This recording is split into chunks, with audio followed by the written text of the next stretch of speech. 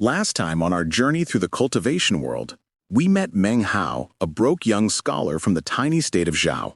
3 years running, he'd bombed the imperial exams. His parents had vanished without a trace, and honestly, the guy was completely lost about what came next. Picture him sitting alone on Mount Dakshank, scribbling his desperate wishes on a piece of paper, stuffing it into a gourd and hurling it into the river that supposedly flowed all the way to the Great Tang. Like he was literally throwing his shattered dreams as far away as possible. But then everything changed. He heard screams for help echoing from a cliff, found his buddy Wang Yu-chai and some other kids trapped, and tried playing hero with a rattan vine. That's when this absolutely terrifying woman in silver robes showed up, wrapped them all in some ghostly green wind, and whoosh, carried them through the sky to this mysterious place called the Reliance Sect, a sect of actual immortals. Now, Chapter 2 finally pulls back the curtain on what this Reliance sect actually is, and let me tell you, it's not what you'd expect from a place that kidnaps random mortals. Way back in the day, inside the state of Zhao, the Reliance sect was the real deal, number one among the 4 great sects of the southern domain. We're talking serious power here. But here's the wild part. It wasn't even called Reliance back then. About 1,000 years ago, this insanely powerful cultivator just appeared out of nowhere, calling himself Patriarch Reliance. This guy was so ridiculously strong that he literally forced the entire sect to rename itself after him, just bullied every other sect in Zhao into submission. But those glory days? Long gone. Patriarch Reliance has been missing for almost 400 years now. Nobody knows if he's dead, alive, or just chilling somewhere else in another dimension. Because of that, the sect has basically tumbled down the rankings. Compared to other sects in Zhao today, Reliance sect is pretty much the weak kid trying not to get picked on. They don't even have enough resources or reputation to recruit disciples the normal way anymore. So to keep cheap labor around, they literally kidnap mortals as servants. That's exactly why Meng Hao and the others got snatched up. From here, we see everything through Meng Hao's eyes.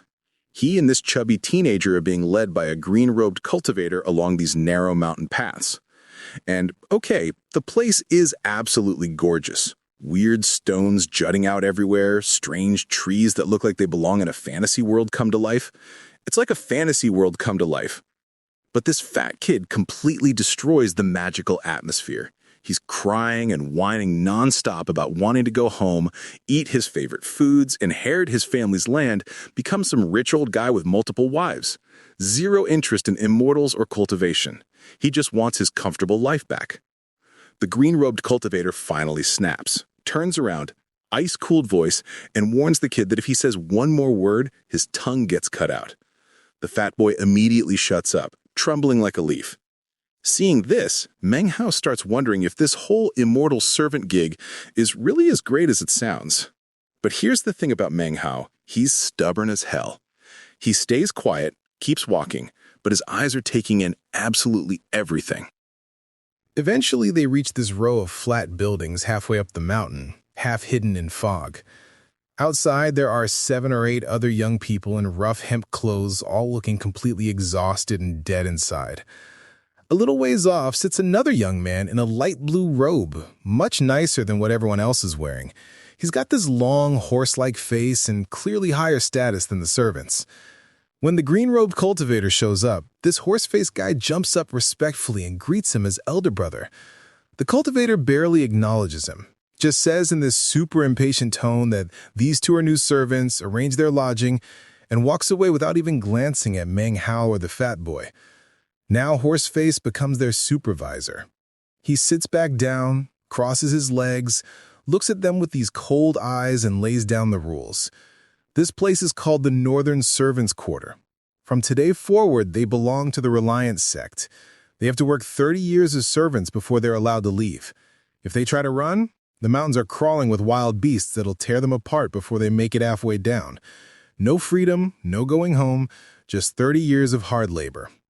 The fat teenager nearly collapses from pure despair, but Meng Hao, he stays weirdly calm. There's this little sparkle in his eyes. He's scared, sure, but he's also calculating something. Horseface notices this. He's seen tons of kidnapped kids over the years. Most of them cry or panic or completely lose it. This is the first time he's encountered someone like Meng Hao. Quiet, but clearly thinking hard about something.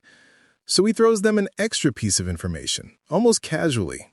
If a servant shows good temperament, they can use their free time to cultivate. If they manage to reach the first level of Chi condensation, they can get promoted from servant to outer sect disciple. He waves his sleeve, and 2 hemp servant robes appear in front of Meng Hao and the fat boy. Each robe has this little wooden badge with the character for servant carved into it. Along with the robe comes this small booklet titled Chi Condensation Manual. The moment Meng Hao sees those words, his breathing changes completely. Back on that cliff, he'd heard that the terrifying woman, Ch-2, was at the 7th level of Chi condensation. Now he realizes this manual is a path to that exact same power. The first level alone can change his entire status. The higher levels, they lead to becoming a real and similar. In his mind, this little booklet is worth more than hundreds of pieces of gold in the mortal world. Horseface assigns them their room, East 7th House. Their job starts tomorrow, chopping firewood. Each of them has to cut 10 logs a day, and they can't eat until the task is finished. Meng Hao copies the formal salute he's seen and walks off with the fat boy to their new quarters. Their room is simple but clean, a table and 2 small beds. For a homeless scholar like Meng Hao, it already feels more stable than anything he's had in years. But the fat boy completely breaks down. He's crying loudly that his father is a lord. He was supposed to become a lord too, not some servant. His marriage is already arranged, and now his fiancée will basically become a widow before she even gets married. For him, being taken by the sect is pure tragedy, not opportunity. Meng Hao tries to calm him down. Look, we're working for insimilars here. Tons of mortals would be jealous if they knew about this chance. He shuts the door and tells him to stop the crying. But inside his own head, Meng Hao is thinking something completely different. He's realizing just how wealthy this fat kid's family must be. Land, food, even a fiancé arranged at such a young age. He compares that to his own empty pockets, mounting debts, and the ancestral house he already had to sell just to survive. For someone in Meng Hao's position, this sect might actually be a rescue.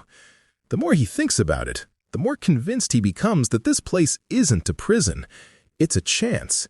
Here, he doesn't have to worry about rent, food, or exam fees. On top of that, he's just been handed a manual that might turn him into an actual immortal. For a poor scholar, that's like winning the biggest lottery in the entire world. So while the fat boy cries himself to sleep, snoring like thunder, Meng Hao opens the Chi condensation manual and starts reading. The very first line absolutely shocks him. It says something like, "A person should have something to rely on. If you're a mortal who wants wealth and titles, or a cultivator who wants a life free from worry, come to my Reliance sect. You can rely on me." It's signed by Patriarch Reliance himself. Those simple words hit him like a lightning bolt. Suddenly, the name Reliance sect makes perfect sense. This entire sect is built on the idea that everyone needs something to rely on, and if you rely on Patriarch Reliance, you can gain real power and freedom. Meng Hao thinks about his own life. If he'd had some powerful official to rely on, maybe he never would have failed those exams 3 times in a row. That sentence feels like someone just opened a door in a completely dark hallway. His respect for Patriarch Reliance, a man he's never even seen, grows instantly. He makes a decision right there. In this sect, he's going to find someone to rely on too. If he can manage that and use this manual properly, he might finally escape poverty, debt, and humiliation forever. While he reads, he completely loses track of time and even forgets about the fat boy's earlier breakdown. Around midnight, the fat teenager suddenly sits up in his sleep, starts mumbling about Mantu thieves and wife stealers, and then literally bites a chunk out of the wooden table before collapsing back into bed. His strength is honestly shocking. Meng Hao silently promises himself never to wake this guy up roughly. Finally, Meng Hao returns to the manual. He learns that 9 levels of Chi condensation form the complete path toward becoming an immortal. If he can cultivate successfully, he might one day gain both power and wealth that goes way beyond anything he ever dreamed of as a potential government official. For a boy whose biggest dream was just becoming a rich bureaucrat, this spiritual path feels like an infinitely bigger possibility.